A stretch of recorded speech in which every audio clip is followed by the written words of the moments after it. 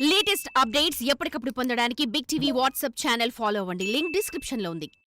దేశం నుంచి ఇక్కడ నిజామాబాద్ ఉన్నాం ఒక 2-3 నెలలు. అంటే వీడియోలు ఉన్నన్ని రోజులు ఉండి నేను వీడియోలు చేసుకొని వస్తుంటే అమ్మాయి రూమ్లో ఉంటుండే కంటెంట్ రాస్తుండే.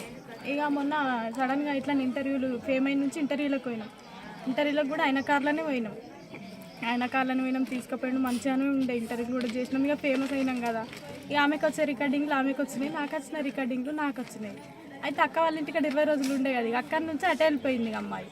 నేను పెళ్ళైన నుంచి నేను పెళ్ళికోలేను. ఫస్ట్ ఆఫ్ ఆల్ పెళ్ళికి రమ్మంటే మా చింత చనిపోయింది ముట్టుంటుందని నేను పోలేను.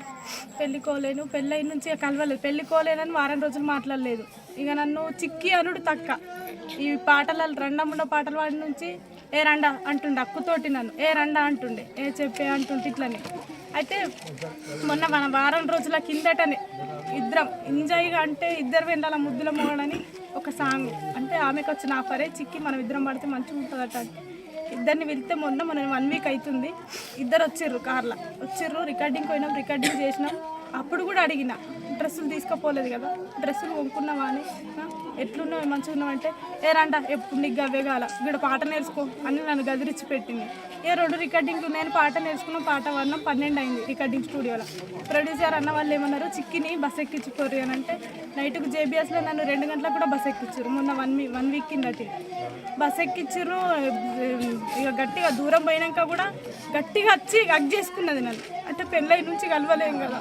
పెళ్ళైన నుంచి అంటే ఇన్ని రోజులు దగ్గర ఉంటుంటే కానీ పెళ్ళైన నుంచి కలవలేదు నేను. బాగా రోజుల తర్వాత వచ్చి పోయేది బాగా చెప్పి ఒక్కసారి హగ్ చేసుకొని పోయింది. నేను కూడా బస్ ఎక్కినట్టు ఫోన్ చేసినా పోయినాక కూడా మంచిగానే ఉంది. పోయిన వారంటే నేను ఇంటికి చేరుకున్నాను. నేను కూడా మార్నింగ్ కాల్ చేసిన, సరే నేను వండుకుంటా నిద్ర లేదు కదా అని పండుకున్నది. ఇక నాకేం చెప్పలేదు.